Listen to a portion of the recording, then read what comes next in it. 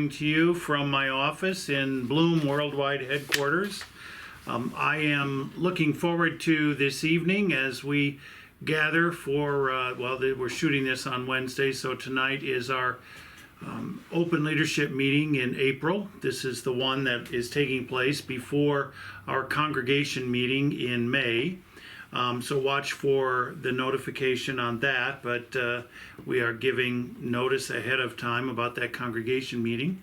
It is our spring meeting, which when we established Bloom as a UCC in 2005, we said there would be 3 scheduled congregation meetings: a spring meeting, a fall meeting, and the annual meeting. And the spring meeting comes in May, the fall meeting in October, and the annual meeting is in February. So that's just one of the ways that guarantees that we have a congregation-wide understanding of how things are going. Of course, the other 9 open leadership meetings that happen on a monthly basis, the word open is operative, and anyone may attend. All members who are present have vote, and everyone present has voice.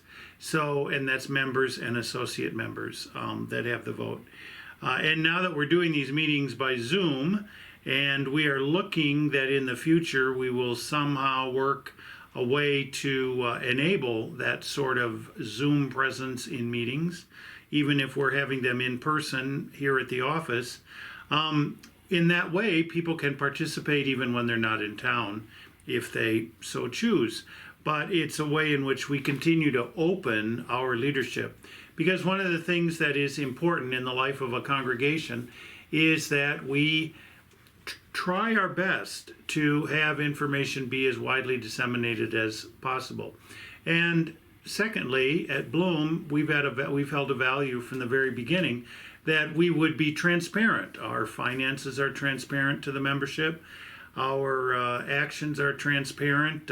We only have 2 groups that meet in confidence. One is the pastor parish group, and the other is nominations committee. While it's considering people, it's a kind of a personnel committee, so it's good to keep that in terms of confidential. And so otherwise, all our other meetings are open. I mean, people do meet with one another from time to time, and Jack and I meet on a regular basis.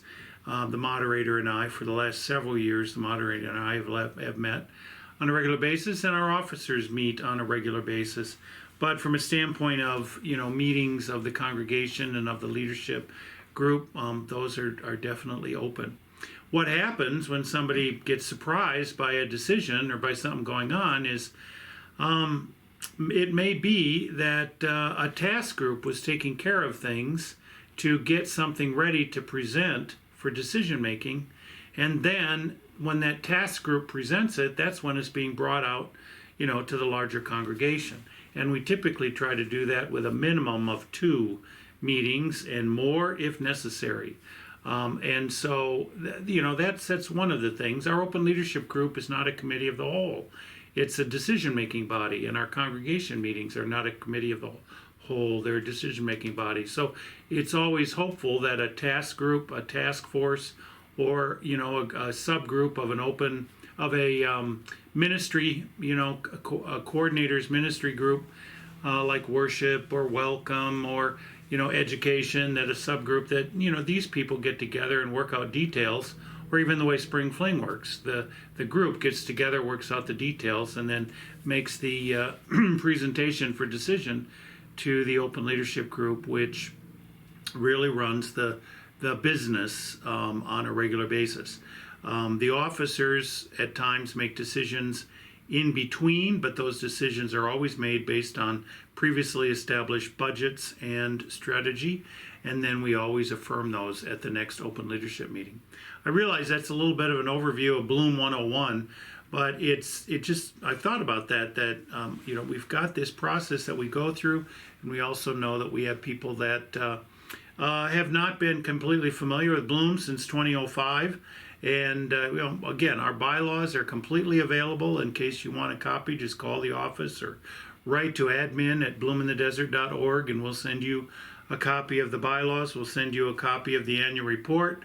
we'll send you a copy of the treasurer's report if a special with a request for something like that. So it's very open.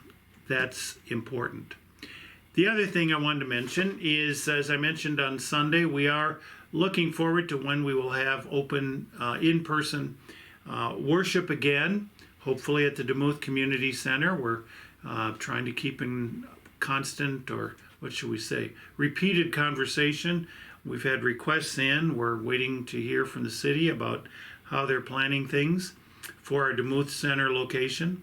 The office here is is a place where we have had a few meetings, but we haven't opened wide yet. State of California, Governor Newsom, is projecting that we would open June 15th, and I think that's an appropriate time for us to shoot for the office. But then, yesterday, the conference-wide UC, Southern California Nevada Conference, UCC, had an online meeting that was preparing for how to meet in the future.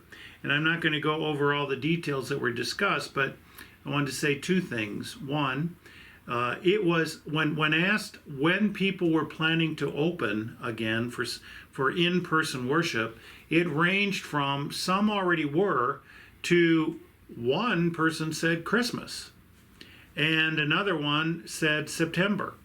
So the range is very wide of when people are planning to do that, and people this is the UCC, so it's by congregation, and evidently each group has made their own decisions, and that's what people are planning to do.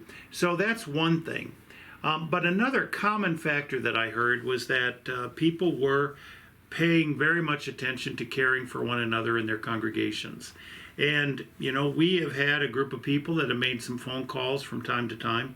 I continually go back. People are calling it care ministry, calling team, that sort of thing. What I could say is maybe from a calling ministry, if you are willing to make telephone calls to other members and friends of Bloom to check in with one another, please let us know, and call the office here, talk to Bill, talk to me, and say you're willing to make those kind of calls. And we can give you some names from our directory, and you can call and check in on people. At the same time, nothing replaces the spontaneous, self-generated call that comes when you think about somebody. I say over and over and over again, if you think of someone, call them. And if that's the case, then just follow through. You don't have to be, giving, as my mother would say, giving them the third degree. That isn't what we're talking about doing. We're talking about simply saying we care for you. We're calling to share a little bit of love. And if there's any way we can be of help, let us know. And I do know that Randy is still available for helping out and with errands and that sort of thing. Carlos as well. So let's keep that sort of connection going on. And if not a phone call, send an email or send a text and just say thinking of you, or send a card. So I just wanted to share those aspects about what's going on in the life of our congregation. And I am so grateful when we are continuing. We never closed. Bloom never closed, and we look forward to had a great Easter Sunday last week. And well, not last week, but the week before. And I'm still kind of walking on air about that. And we look forward to our worship coming up this week. And the following week is going to be a special Easter service for Pacific Islanders and Asian American Ministry Sunday. And so we're looking forward to a guest speaker on that. So hope to see you this Sunday in church. As always, if you can't be with us in spirit, if you can't be with us in body, you can be with us online. But as always, please be with us in spirit and keep us in your prayers.